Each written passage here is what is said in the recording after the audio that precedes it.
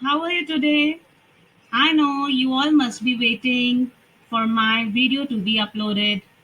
So, what to wait for? Let's continue with our chapter Components of Food, Part 2.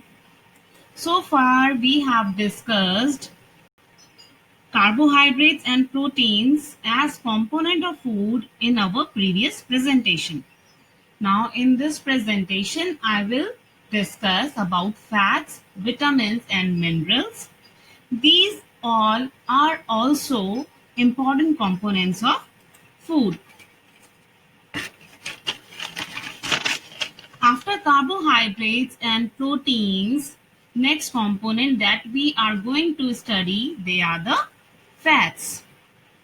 Fats, they are the richest source of energy as they get stored in our body for future use. Can also call them as energy banker, or fats they are also called as the energy banker. Like we deposit our money in the bank and bank give us the money when we need it. The same thing happens with the fats also. We consume fats so that we can use it later when we need them.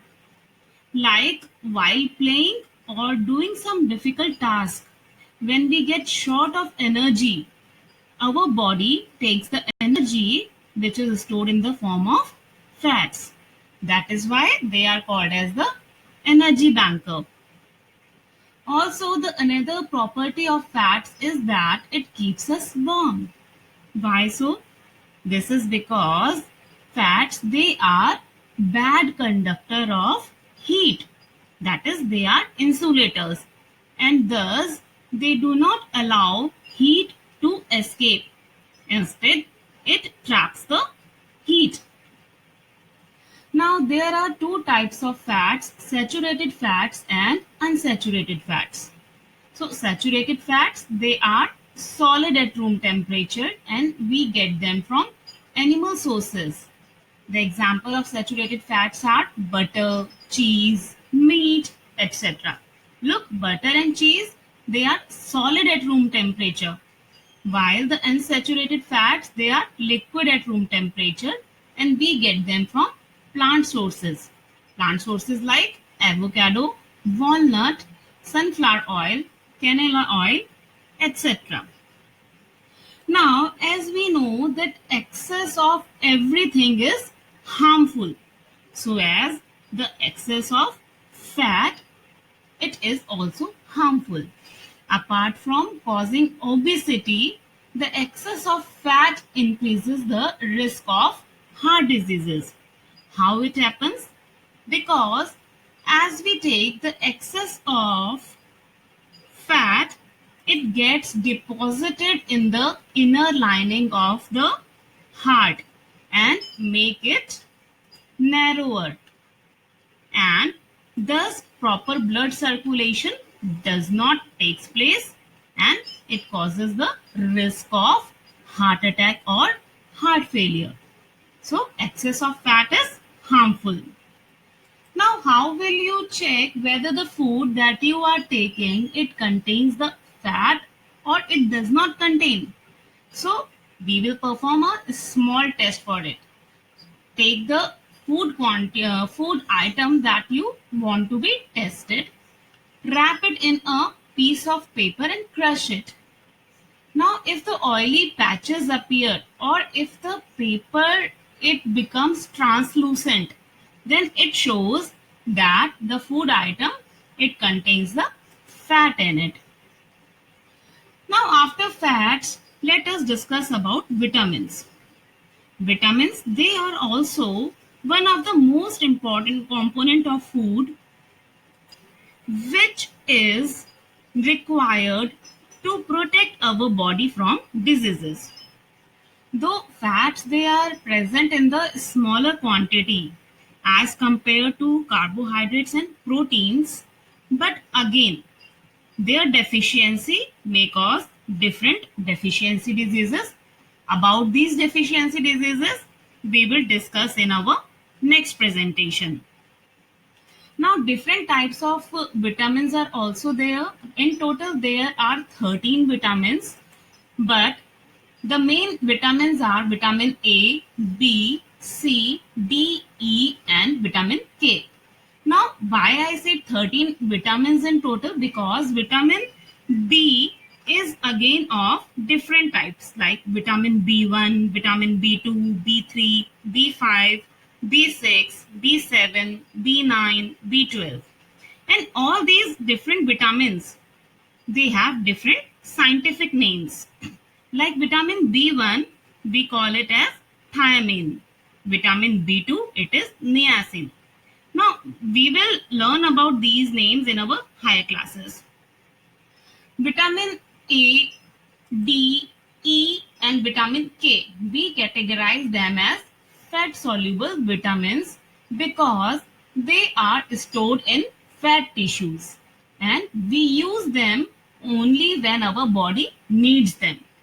On the other hand, vitamin B, folic acid and vitamin C, they are categorized as water soluble vitamins because they need to be regularly supplied through food and they are not stored in our body. Now different vitamins, they have different sources and different functions, and so as their deficiency also cause different type of diseases.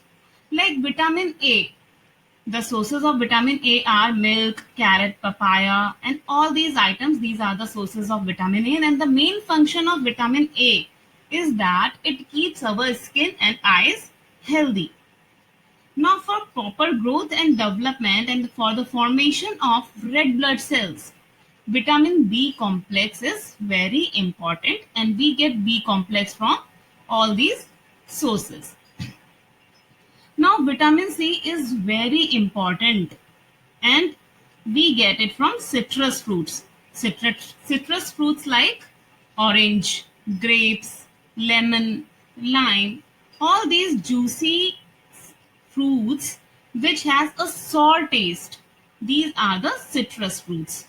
So we get vitamin C from all these sources and it is important because it helps in fighting the diseases. Vitamin D, the natural source of vitamin D is the sunlight, and we all know that vitamin D, it helps in absorption of calcium and it makes the bones and teeth healthy. Vitamin E, it protects the red blood cells and we get vitamin E from milk, nuts, seeds, egg yolk. Now, vitamin K, it helps in clotting of blood. Now, you have observed that whenever we get wounded, how come our blood, it stops after some time? There appears to be a blood clot after some time. It is because of the vitamin K. And we get vitamin K from cauliflower, spinach, soya bean. There are other also resources of vitamin K, but the main resources are cauliflower, spinach, and soya bean oil. Now, like any other nutrient, minerals are also a type of nutrient.